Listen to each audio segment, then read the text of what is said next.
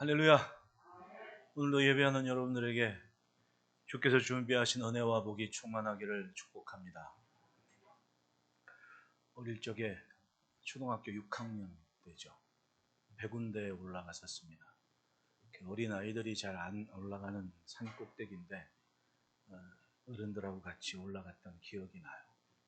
우리 오늘 관현악부에서 연주하는 찬양을 딱 들으니까 산은 제가 어릴 적에나 제가 50대 중반이 되든 70이 되든 항상 그 자리에 있을 거예요. 언젠가 묵상을 할 때 우리 학생 하나가 그런 얘기를 하더라고요. 산은 항상 그 자리에 있는데 하나님이 그렇게 항상 그 자리에 있는 것처럼 계시는데 자기가 하나님을 쳐다보지를 않았다고. 때를 따라 주께서는 우리 곁에 계시지만 우리의 시선이 주님을 향하지 않을 때 우리의 믿음은 한없이 초라해지고 세상이 버겁게만 느껴지지 않겠습니까? 결국은 내 자신의 삶이었던 거예요. 아이들 동화책에 걸리버 여행기 그거 재밌잖아요. 근데 보면은 내가 커졌다 작아졌다 해요. 작은 나라에 갔을 때는 엄청 크고 그러니까 모든 걸 다 할 수 있을 것 같고 또 자기가 또 큰 나라에 갔을 때는 한없이 초라해서 그야말로 초라한 인생이 돼버리고 우리의 믿음이 결국은 믿음만큼은 살 수 있는데 믿음이 아닌 걸 믿음으로 착각할 때도 있었고 그러다 보니까 오락가락할 때가 없잖아 있는 것이 사실입니다. 여러분 예수님께서 처음 이 땅에 오셨을 때 천사를 통해 알려주신 주님의 그 존재감 주님께서 인생을 향한 모습을 뭐라고 얘기합니까? 보라 처녀가 잉태하여 아들을 낳을 것이요 그 이름을 임마누엘이라 하셨으니 이를 번역한즉 하나님이 우리와 함께 계시다 합니다. 하나님이 우리와 함께 계시다. 함께 하시려고 오신 겁니다. 함께 계시려고 오신 겁니다. 마주보고 인사합시다. 혼자 살지 맙시다. 주님은 함께 살자는데 삶이 세상이 나를 자꾸 혼자 가게 만드는 겁니다. 먼저 가버리거나 혹 잊고 살 때가 있는 겁니다. 항상 그 자리에 계시는데 쳐다보지를 않습니다. 그리고는 흔들리는 겁니다. 그리고는 요동하는 겁니다. 오늘 본문의 제자들을 보십시오. 배를 타고 예수님과 함께 건너갑니다. 분명히 예수님과 함께 배를 타고 간다고 했습니다. 그런데 그 와중에 돌풍이 분 겁니다. 부는 돌풍 때문에 제자들이 잠깐 착각하는 게 있습니다. 생각을 조금 더 깊이 했어야 됐고 자신이 바라봤던 그런 삶의 경험이 조금 더 긍정적으로 조금 더 신앙적으로 가야 되는데 그냥 평소 자기들이 생각하는 것만큼만 생각한 결과는 무섭고 두려웠습니다. 사실은 이 동네 바람이 다 무서워요. 갈릴리 바다뿐만이 아니고 저 광야에 나가도 광야에는 바람이 부나 안 부나 잘 몰라요. 왜냐하면 나무도 없고 아무것도 없으니까 그냥 구름만 보고 바람이 있구나 없구나 정도지 바람이 눈에 보이지를 않지 않습니까? 게다가 마른 땅이 오랜 상태라 바람이 불어도 먼지바람이 잘 안 불어요. 보이지를 않는 겁니다. 간혹 소용돌이 있는 거 있지만 차라리 소용돌이는 보이기라도 하지. 이 바람이 휙 지나갈 때 바람이 엄청 무서워요. 근데 저도 처음에는 그걸 몰랐어요. 갈릴리가 아니라 유대 광야 쪽에 있는 마사다라는 곳을 탐사를 한다고 갔습니다. 겨울이었거든. 이게 겨울인데 그 마사다는 사변으로 이렇게 올라가는 아주 가파른 길이어가지고 그냥 가는가 보다 하고 갔는데 케이블카가 있지 않습니까? 기왕 가는 거 좀 쉽게 갑시다. 케이블카를 딱 타기로 했어요. 3시. 아무도 없습니다. 사람은. 한겨울이라. 3시 케이블카를 딱 갔는데 직원이 표를 끊더니 나와요? 그러더니 저만큼 구석에 가더니 캐리어를 하나 끌고 옵니다. 봤더니 콘크리트가 4덩이가 실려 있는 거예요. 거기에. 콘크리트가 4덩이가 실려가지고는 얘네들은 같이 가야 된다고. 왜? 그랬더니 그 위에 공사이냐? 그게 아니래. 하여튼 얘는 같이 가야 된대. 왜 그러냐 했더니 바람이 너무 심하대. 바람이 부는데 콘크리트랑 나랑 같이 간다? 근데 타고 올라갈 때 알았습니다. 그게 아니었으면 뒤집어졌어. 그렇게 바람이 불어요, 광야에도. 그러니 바람이 얼마나 무섭겠냐고. 나는 보이지 않고 타고 갈 때 그걸 느꼈지. 갈릴리로 가가지고 여러분 갈릴리의 광풍이 배도 안 다녀요. 광풍이 불면. 근데 그걸 지금 자기들이 깜깜한 밤중에 파도가 치는데 그 복판에서 그걸 느끼고 있지 않습니까? 얼마나 무섭겠어요. 사실 무섭죠. 진짜 무서운 건 사실입니다. 그런데 무서워하는 제자들에게 예수님께서 이렇게 말씀을 합니다. 다 무서운데 굳이 예수님은 제자들에게 26절 보면 어찌하여 무서워하느냐 믿음이 작은 자들아 라고 얘기합니다. 어찌하여 무서워하느냐 믿음이 작은 자들아 라고 얘기를 하십니다. 이 말씀을 가만히 생각하면 예수님은 그 제자들을 바라볼 때 누구나 무서운 건 마찬가지였습니다. 하지만 제자들을 그때 그 시점에서 주님의 시선으로 바라볼 때는 예수님이 기대치를 갖고 계셨다는 거 아닙니까? 기대치의 정도가 있었기 때문에 질량으로 말씀하신 거 아니에요. 크다 작다에 대한 구분이 되도록 어찌하여 무서워하느냐 믿음이 작은 자들아 라고 말씀을 하는 거예요. 예수님께서 바라볼 때는 그때 그 순간 무서워하는 제자들의 상태가 믿음이 작아 보인 겁니다. 즉 예수님께서 생각하신 기대치에 못 미치는 자금이 그 제자들의 상태였다는 거예요. 보십시오. 주님을 잊고 지낼 때, 주님께서 해오셨던 하시는 일을 기억하지 못할 때 나는 작아져요. 믿음이 작아지는 겁니다. 하나님을 인식하지 못할 때 나는 세상에 비해 정말 초라해지고 작아지는 거예요. 우리의 인식의 공간에 하나님에 대한 존재감, 주님에 대한 흔적, 그것이 없으면 나는 초라하고 작아질 수밖에 없는 겁니다. 성경을 보면 예수님께서 칭찬하신 믿음들이 있습니다. 이 사람들은 자신들의 생각과 마음에 그 안에 주님에 대한 존재감을 극대화했습니다. 크게 믿었고 크게 생각한 겁니다. 할 수 있는 모든 것의 원천적인 존재로 주님을 생각했고 그 존재감을 기대를 했습니다. 예수님은 그들의 그런 말과 고백을 들으시고 기분이 좋으셨고 칭찬을 하신 겁니다. 인정을 하신 거예요. 그 앞부분에 로마의 백부장이 등장하거든요. 이 백부장은 예수님의 그런 모습을 이 마태가 기록하는 마태복음 8장 이전이 7장부터 거슬러 5장까지 산상수훈의 말씀이거든요. 그러니까 8장은 산에서 내려오신 다음에 이루어진 일들을 설명을 해요. 마태가 기록을 했어요. 그러면 이 8장 이전에 주님이 말씀이 듣고 수천 명이 막 은혜를 받고 그 다음에 산 아래로 내려올 때 우로 내려왔는데 그 소문들을 그 가버나움과 갈릴리 지역에 있는 모든 사람들이 들었다는 얘기입니다. 근데 이 로마의 백부장은 그곳에 주둔하고 있는 로마 군인의 수령쯤 되는 사람으로서 다른 유대인 장로들의 증언에 따르면 이 사람은 구제도 많이 하고 우리한테 굉장히 많이 도움이 됐고 회당도 짓는데도 헌사한 사람입니다. 그렇게 칭찬을 하거든요. 이 로마의 백부장은 주님에 대한 소문과 주의 말씀의 은혜를 받았습니까? 안 받았습니까? 충분히 받았죠. 그러니까 이 예수님이 지나갈 때 찾아온 겁니다. 와가지고는 내 집 하인이 병들어 죽게 됐는데 좀 고쳐주십시오. 예수님이 가자고. 이 백부장이 무슨 말씀이시냐고. 가질 필요 없다고. 나도 남의 수하에 있고 내 밑에도 부하들도 있는데 저 사람들은 이렇게 하라고 하면 이렇게 하고 저렇게 하면 저렇게 합니다. 그러니까 주여 말씀으로만 하옵소서.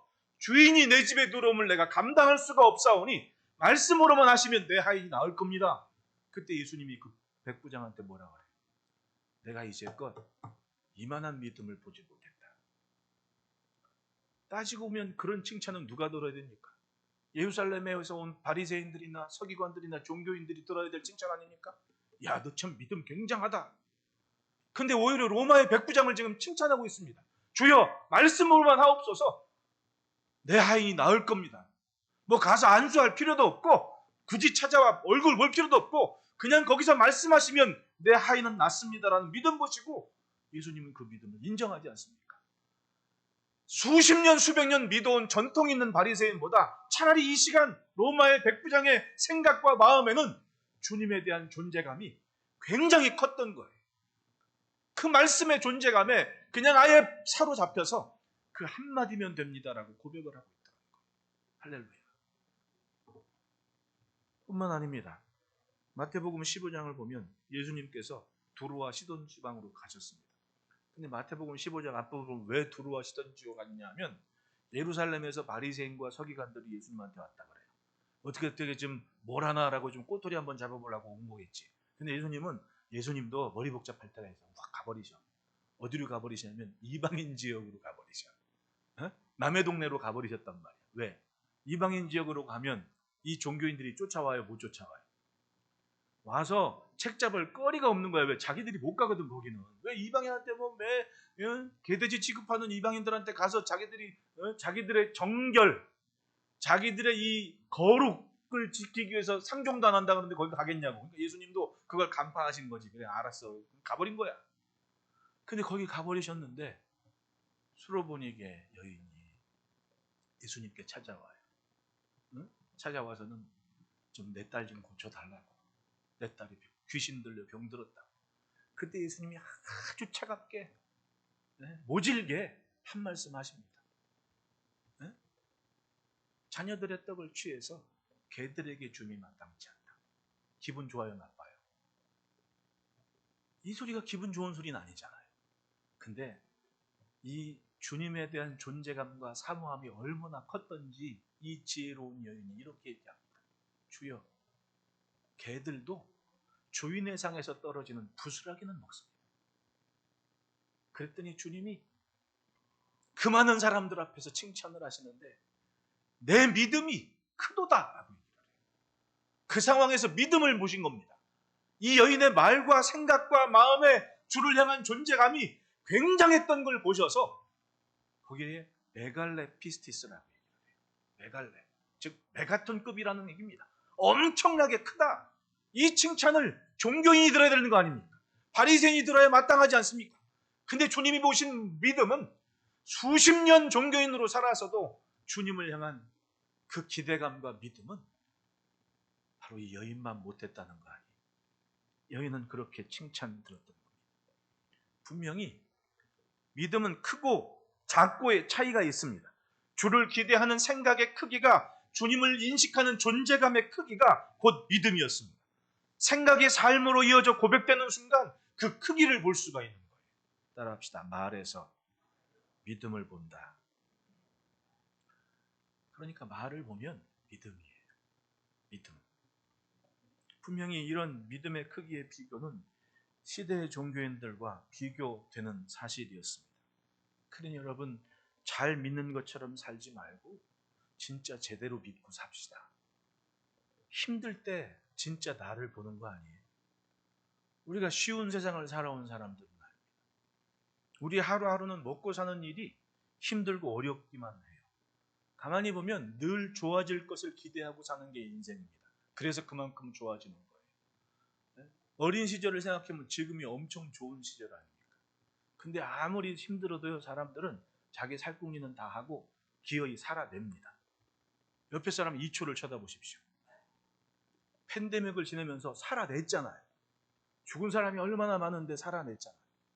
또 우리는 싫다 하지만 자기가 할 건 다 하고 살아. 안 그래요?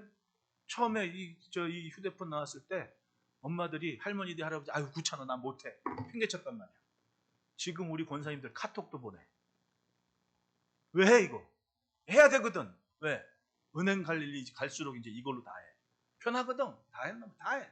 안 하는 것 같지만 할 건 다 해. 즉 아무리 힘들고 어렵고 복잡해도 살아낼 사람들은 다 살아내는 겁니다. 그게 인생이었던 거예요. 늘 힘들고. 제가 가끔 10년 전에 혹은 20년 전에 원고를 이렇게 뒤적일 때가 있습니다. 그러면 뒤적일 때마다 나오는 게 있습니다. 그때도 어려웠어. 20년 전에도 또 어려웠어. 우리 왜 이렇게 어렵게만 살지? 근데 그 어려운 시기를 다 감사하면서, 다 기도하면서 견뎌냈기 때문에 오늘이 있는 거예요.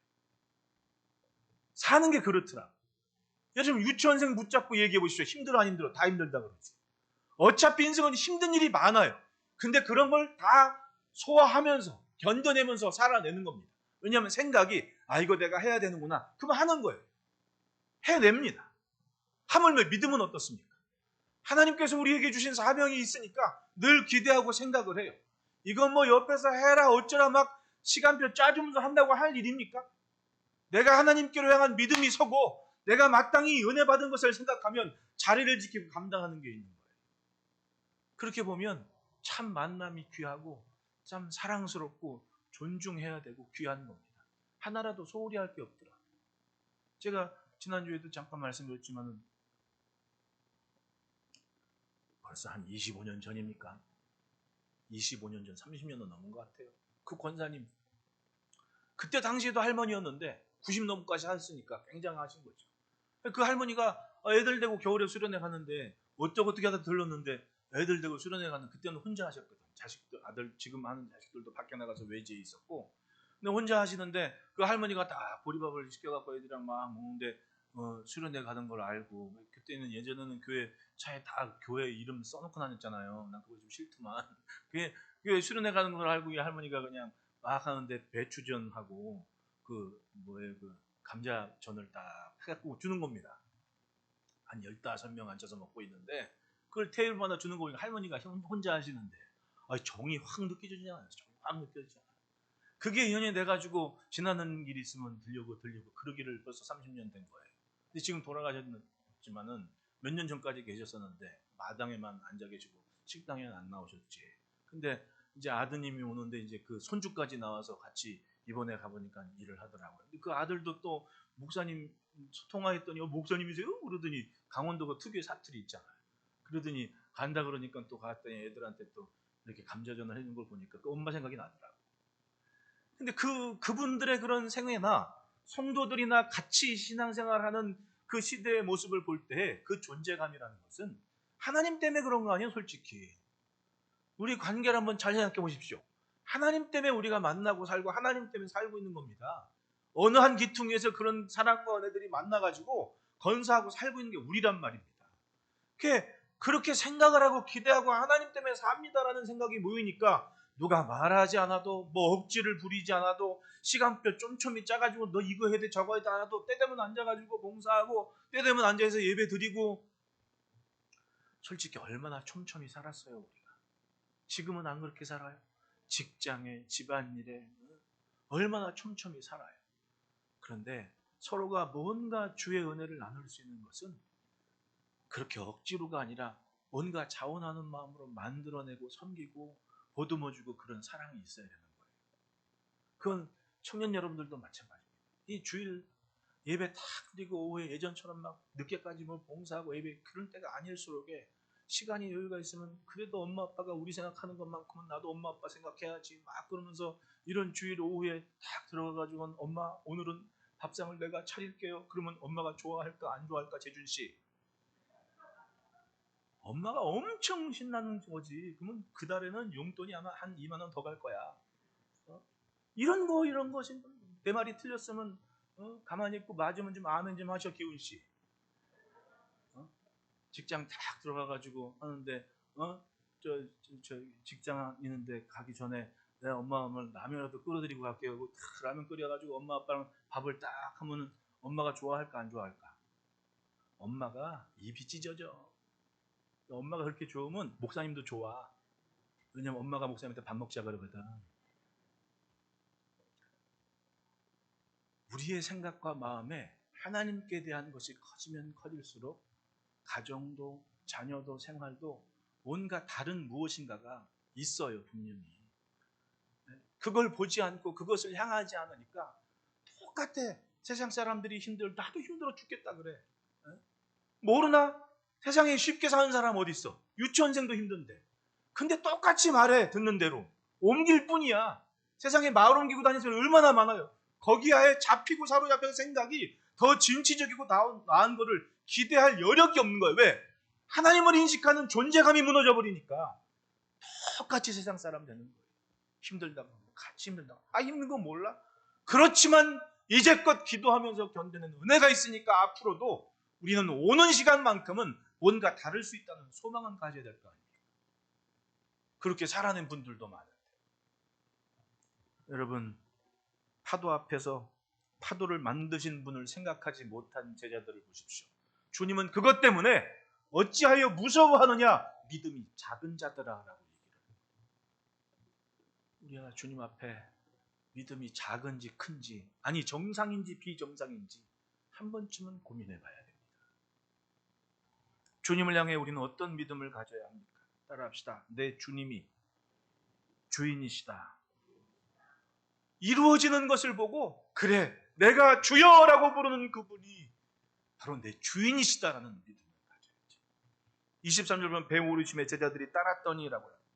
왜 졸졸 따랐습니까? 제자들이 말씀을 듣고 따랐거든요. 주의 음성을 듣고 내가 따라야지 각오를 하고 나서는 겁니다. 고기 잡고 있던 제자들에게 날 따라와라, 내가 사람을 낳는 어부가 되게 해줄게. 예, 그리고 따라 나선 겁니다. 세관에서 세금 받고 있던 세리한테, 마태한테 너 나를 따라라. 예, 그리고 따라 나선 사람들입니다.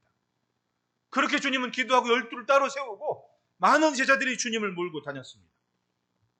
그리고 어느 날 예수님께서 산에서 부흥회를 하신 겁니다. 하나님 나라의 백성의 삶이 시작됐다는 선언과 선포가 있으셨습니다.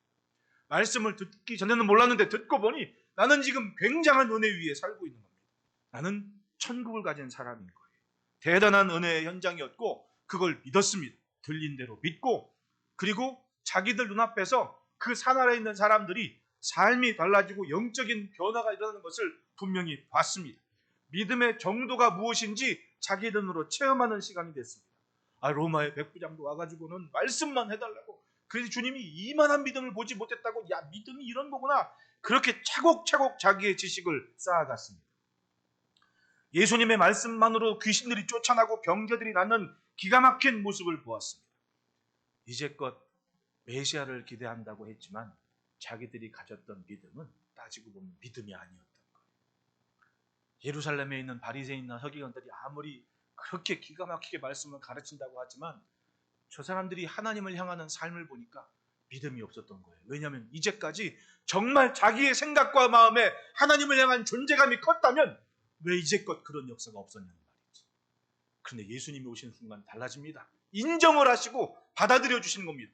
그렇게 믿었구나, 그래 하면서 말씀하시는데 막 귀신도 떠나나가고 병자도 막 고쳐지고 나병 환자도 그 말씀 듣고 은혜 받아가지고 이제까지 전통과 규례에 묶여가지고 저 사람들 없는 데서만 살던 사람들이 예수님께서 내려오신다는 말 듣고 어떻게 좀 찾아와가지고 저 멀리서 소리를 지릅니다. 주여, 할 수만 있거든 나를 깨끗하게 하실 수 있습니다. 오죽했으면, 얼마나 믿음이 생겼으면 달려와서 그렇게 고백을 했겠냐고.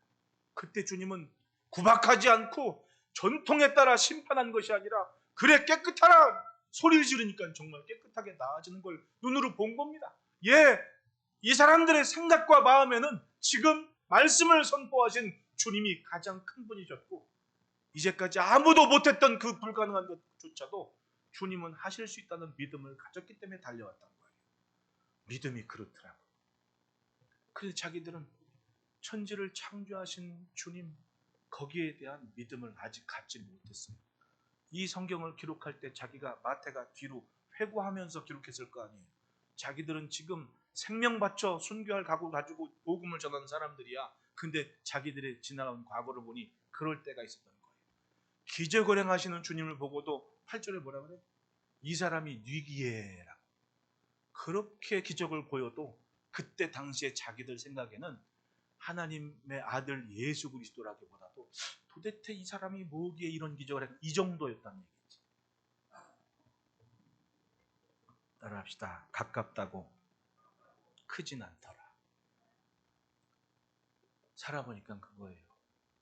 예수님의 제자들이 밥 먹을 때, 잠잘 때 늘 같이 있던 사람들 아니에요. 산에서 예수님 말씀 전할 때 막 심부름하고 그 주변에서 그 기적을 보면서 예수님께서 배 타고 가자 그럴 때 보통 사람들은 다 배 바깥에서 그냥 그거 구경하고 있는데 이 제자들은 어떻게? 예수님과 함께 예수님께서 타실 그 배에 같이 오르고 있거든. 대단해 보여요? 안 대단해 보여요? 대단해 보이잖아. 거의 뭐 예수님하고 동급처럼 생각이 되고 남들 보기에 자기들도 또 얼마나 우쭐하겠어. 내가 한바탕 이거 예수님이 나랑 같이 밥 먹고 그런단 말이지. 얼마나 신나. 그런데 자기들의 믿음은 저 밖에 있는 사람들보다 못했다는 거예요. 솔직히. 그 주님이 자기들한테 하신 말씀을 기억하는 겁니다. 어찌하여 무서워하느냐? 믿음이 작은 자들아. 풍랑이 는 바다 위에서 제자들은 자신들을 깨달았습니다. 풍랑이 덮칠 때 그들은 주님의 능력과 역사를 잊어버린 겁니다. 자기의 주인으로 인정하지 않았고 믿지를 못했던 겁니다. 잘 될 때는 신나서 따라 나섰는데 생각이 다르고 상황이 달라지니 믿음이 식어져 버린 겁니다. 시선이 달라진 겁니다. 그리고 주님을 찾는데 예수님은 주무시고 계셨다는 거지. 주무시는 모습 보니 나나 저나 똑같은 사람 같고, 그러니까 기적을 보고도 이 사람이 누구기에 이런 기적이 나지라는, 그야말로 믿음이 작은 자들이었습니다. 여러분, 주인이 분명하면 돼요. 주인이 분명하면 내 삶은 분명히 달라집니다. 내 시선을 낮추기보다 높이시기를 축원합니다. 주님을 바라보시기를 축원합니다. 없이 가지 말고 주님과 함께 가시기를 축복합니다. 왜냐하면 내 주님은 세상의 주인이시기 때문에 그런 거예요. 문제는 내가 과연 주의 것으로 살고 있느냐. 그러니까 내 마음대로 살지 말고 조금 더 주의 것으로, 조금 더 주께서 하시고 싶은 것으로. 그걸 모르면 제일 쉬운 게 조금 더 교회 편으로, 조금 더 성도 편으로, 조금 더 주님이 좋아하실 만한 것으로 내 생각을 자꾸만 맞추다 보면 내 주인이 누군지 내가 내 몸으로 드러내는 거예요. 할렐루야. 둘째로 따라합시다. 믿음이 커지면 문제는 작아진다. 26절 25절 보십시오. 그 제자들이 나와 깨우며 이르되 주여 구원하소서 우리가 죽겠나이다. 예수께서 이르시되 어찌하여 무서워하느냐. 믿음이 작은 자들아 하시고 곧 일어나 바람과 바다를 꾸짖으시니 아주 잔잔하게 되거늘. 그래도 다행인 건 예수님을 찾았다는 거예요. 깨우며 이르되 주여 구원하소서 우리가 죽겠나이다. 이 상황을 보면 제자들은 예수님의 능력을 기대하긴 했어요. 주님을 생각하긴 한 겁니다. 그러니까 찾았겠지. 아마도 생각 속에 아마 좀 전에 저 산 위에서 혹은 산 아래에서 가버나움에서 이루어진 기적을 기억했겠지. 그러니까 주님을 찾은 거 아닙니까? 그런데 호들갑 떨며 나온 그 상태가 무슨 생각하고 온 겁니다. 그 전까지 죽음을 생각하고 있었던 거예요. 솔직히 평생 고기잡이 했다며, 또 평생 갈릴리에서 받아치고 그거 봤다며, 굳이 죽음까지 생각할 일이냐 이거죠. 죽음까지 생각할 일이었냔 말입니다. 믿기는 믿는데 믿는 것의 깊이와 넓이가 문제가 있었습니다. 생각하지 않아도 될 것을 미리 생각을 했습니다. 생각하지 않아도 될 것을 끄집어 당겨서 죽었구나 이제, 이렇게 얘기하고 있는 거예요. 예수님께서 믿음이 작은 자들아 하신 이유를 보십시오. 사람은 누구에게나 두려움이 있습니다. 겁이 있습니다. 겁이 많다는 것은 똑똑하다는 얘기예요. 왜냐하면 보통 애들이 생각하지 않는 것을 생각하고 있으니까 겁이 나는 거 아니에요. 그러니까 겁 없이 설치는 것은 무식한 거야. 용사들은 괜히 용사가 아니에요. 무섭고 겁나는 건 맞는데 그 두려움을 이겨내서 자신이 감당할 무엇인가를 해내니까 용사 아니에요. 기드온이 용사였어 아니었어요? 왜 용사였어요? 기드온은 가만히 보면 겁쟁이였던 거예요. 왜냐하면 먹고 살려고 곡식 알곡도 난 본 데서 못 털었어. 왜? 누가 와서 뺏어갈까 봐. 그리고 어디에 털었대? 포도즙 틀에 가서 곡식을 알곡을 털었다 그래. 포도즙 틀이 어떤데요? 그 동네 포도즙 틀은 땅구멍이 푹 파져가지고 이렇게 소나 이렇게 멍에 이렇게 골려가지고 돌이 이렇게 막 으깨면은 쪼르륵 떨어져가지고 포도즙 틀이 이렇게 웅덩이가 네모나게 크게 파여져 있어요. 거기서 즙이 쭉 떨어지게 만들거든. 그러면 땅속에 들어가서 곡식 털고 있었다는 얘기예요. 겁쟁이 아니에요. 자기 농사 자기가 하면서도 겁이 많아서 그런데, 근데 그 겁쟁이도 그 겁쟁이니까 하나님께서 그렇게 설득을 하신 거 아니에요. 주여 이슬이 여기에만 있게 해주시고 이슬이 저기에만 있게. 아주 조건도 너무 까다로웠어. 그 정도 생각해낼 정도면 믿어야지. 그게 빨랐지. 근데 그렇게 생각해낼 만큼 이 사람은 뭐였다는 얘기야. 앞으로 감당할 일이 무섭고 두려웠던 거지. 그런데 말씀을 듣고 사명을 인식한 순간 이 사람은 누가 봐도 큰 용사로 기억될 만큼 자리매김을 한 거 아니에요. 바로 그거예요. 성경을 자세히 보십시오. 이 사람이 처음부터 용사였는지. 그건 아니었거든요. 생각이 달랐습니다. 생각의 방향이 정립이 됐습니다. 하나님께서 하나님의 일을 감당할 수 있을 만한 자리로 이끌어 가셨습니다. 예수님은 제자들이 우리가 죽겠나이다 할 때 풍랑의 위협에 삼켜서 주님도 있고 주님의 능력도 생각하지 못해서 우리가 죽겠나이다라는 두려움에 빠진 제자들에게 말씀하시죠. 어찌하여 무서워하느냐 믿음이 작은 자들아. 믿음을 가졌다면 좀 키울 필요가 있는 거 아닙니까? 아니 낮에 그런 기적도 행하신 주님이 왜 우리를 이렇게 내버려 두시겠느냐. 예수님 뭐 좀 해주십시오. 이게 정석이었다는 얘기 아닙니까?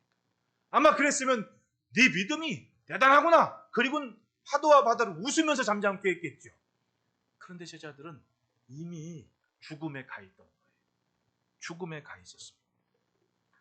여러분, 사람의 영은 듣는 것에 민감해요. 예수님께서 본격적으로 활동을 시작하기 전에 사람들은 세례 요한의 소리에 귀를 기울이면서 세례 요한에게 가지 않았습니까? 왜? 영은 듣는 것에 민감하거든요. 거기에 반응을 하게 되는 거예요. 반응을 하게 돼 있습니다.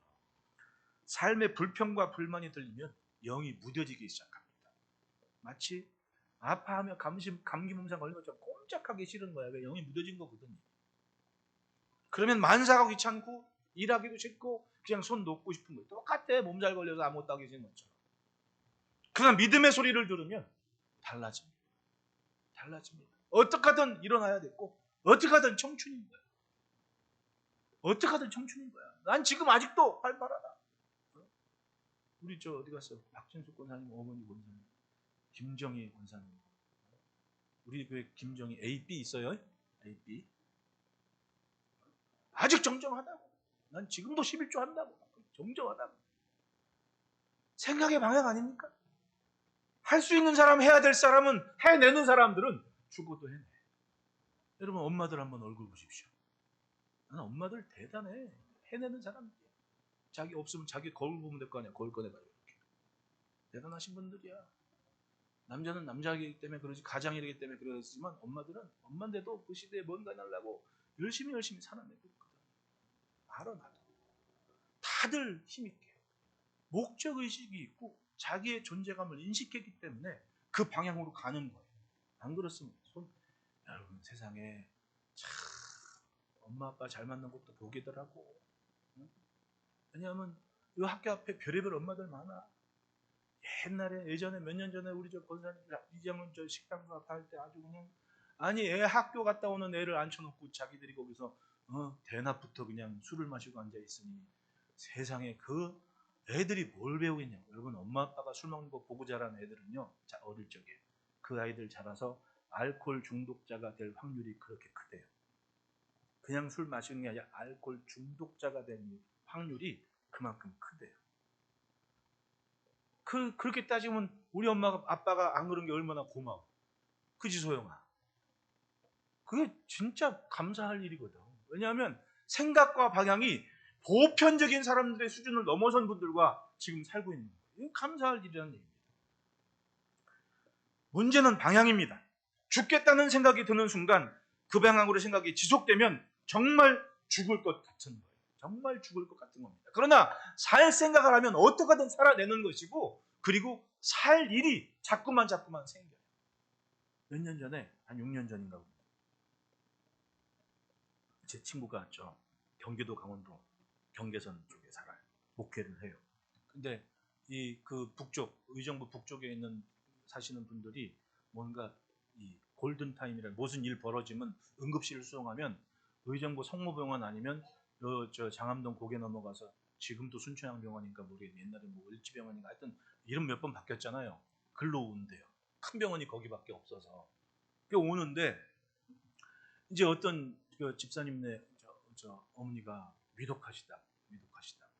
그 이제 구급차가 막 와가지고 이 경기도권은 안 넘어오더라고요. 서울로. 글로 간 거야, 그 병원. 고개 넘어요. 그 동네 사시는 분들 뭐 지금 그 병원이 그렇다는 거 아니니까 오해하지 마시고 들으십시오. 딱 들어갔는데 그때 당직 의사가 딱 보더니 힘들겠다고. 장례 준비하시라고. 그러니까 이 집사님, 내가 목사님한테, 목사님, 우리 장례식 준비하라고. 목사님이 깜짝 놀라가지고 간다고. 거기서부터 쫙 그 늦은 밤에 내려와가지고 응급실 딱 가는데 자기 마음에 이게 죽을 일이 아니라는 거지. 그래가지고 얼른 저 구급차 불러가지고 저 한남동에 순천한병원으로 가자고. 그러니까 그 목사님이 부목사 시절에 알고 있던 집사님이 거기 병원에 또 과장인가 뭐 그렇게 가지고 연락을 해가지고는 이렇게 이만저만 하니까 환자 좀 어떻게 빨리 좀 어떻게 해달라고 해가지고 이제 이게 선이 된 거야. 근데 정작 본인들은 장례 준비하는 하라 그러는데 뭘 옮기냐고. 목사님이 화가 나가지고 살릴 거냐고 죽일 거냐고. 살 수 있으면 살 때까지 가면 될 거 아니냐고.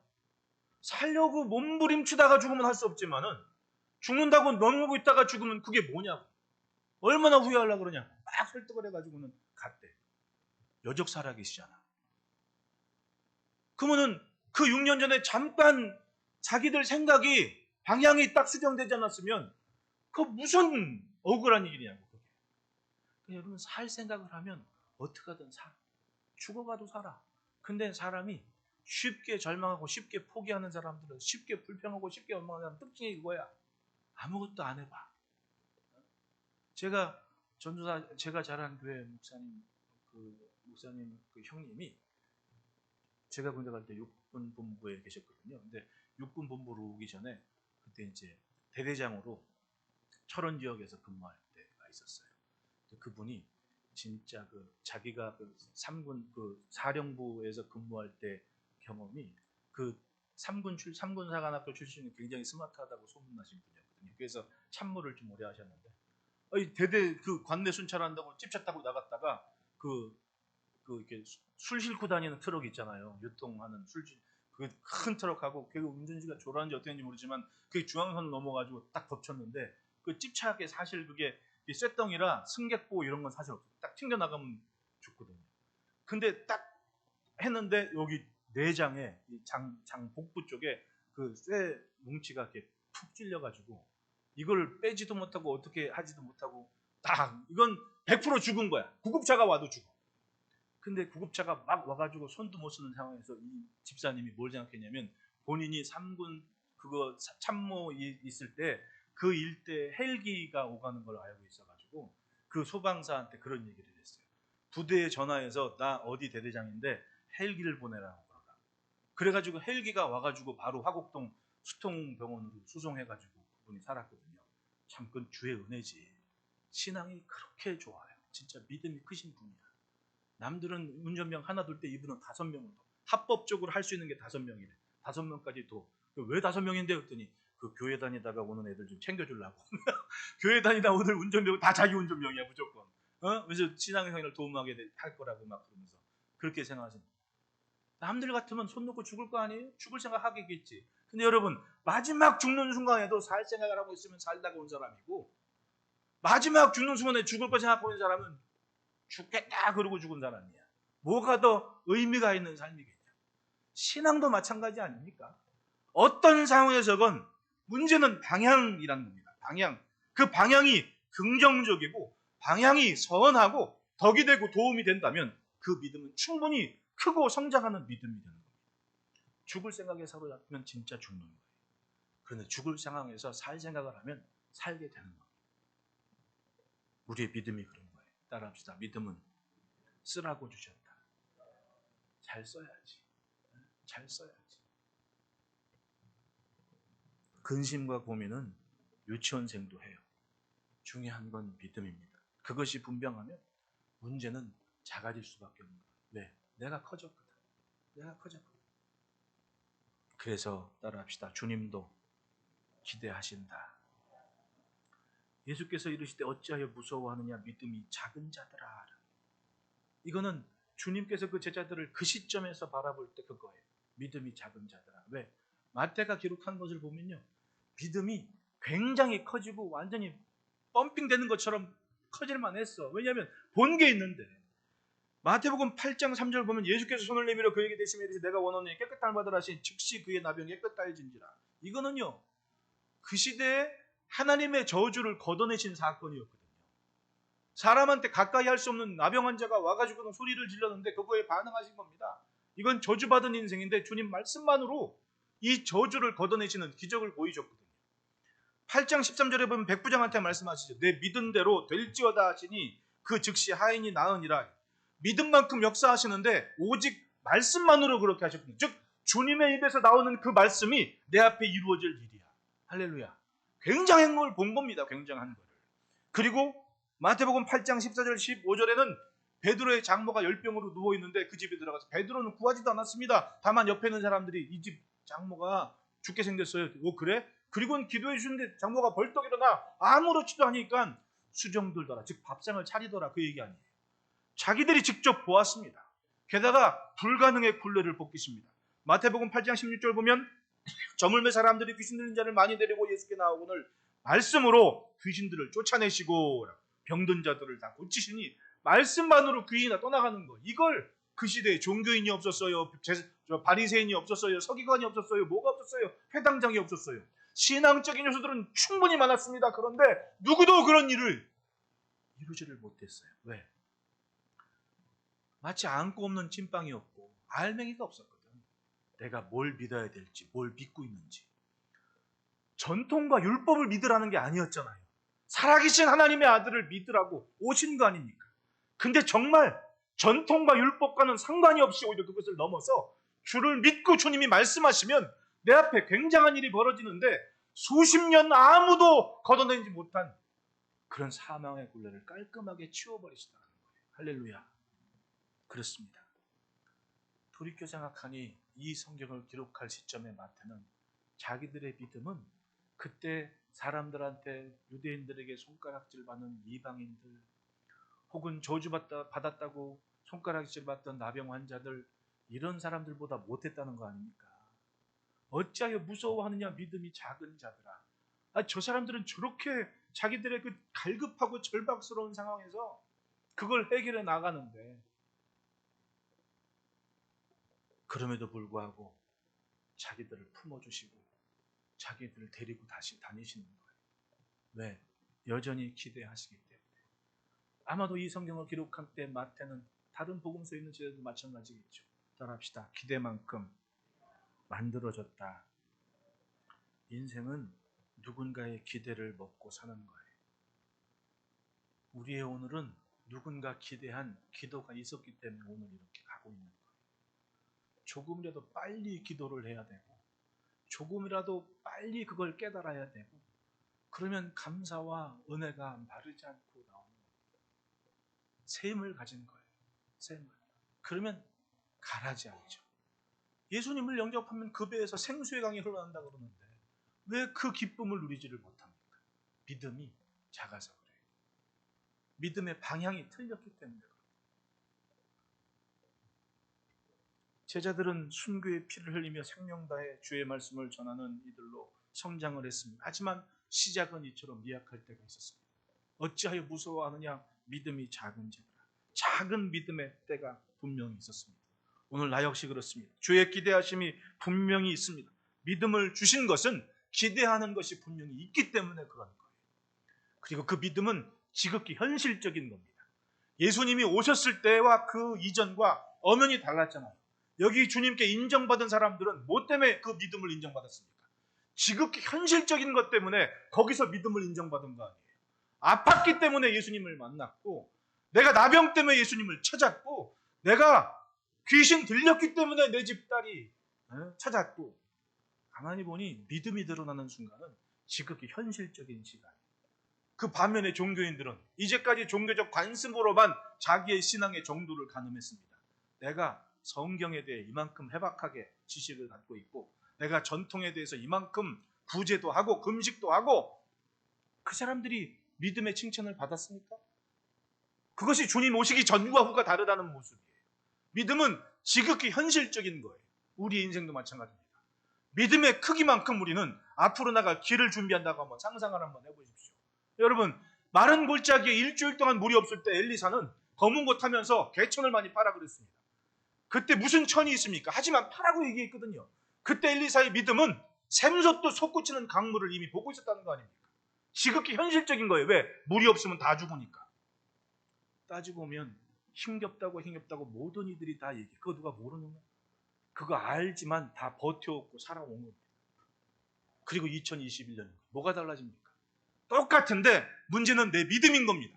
앞으로 하나님이 어떤 일을 어떻게 이루실지 기대한다면 여러분 우리는 믿음의 좋은 어른들이 많았기 때문에 다른 것보다 다른 나라보다 빠르게 다른 나라보다 성숙하게 그렇게 성장을 해가고 있는 거예요.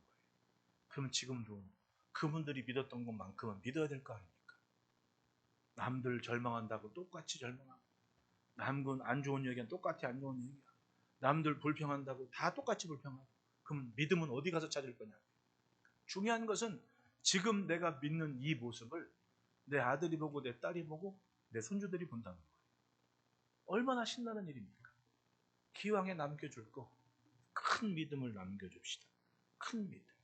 오늘도 우리는 주의 말씀에서 내 자신의 존재감을 기억해야 돼요. 내 주인은 주님이시다. 주님은 만물을 창조하고 만물보다 크시다. 내 생각에, 내 말에 주의 존재감을 더 귀하게 인식하고 키워서 큰 믿음으로 이 시대를 다스려가는 복된 발걸음 되시기를 축복합니다. 기도하겠습니다.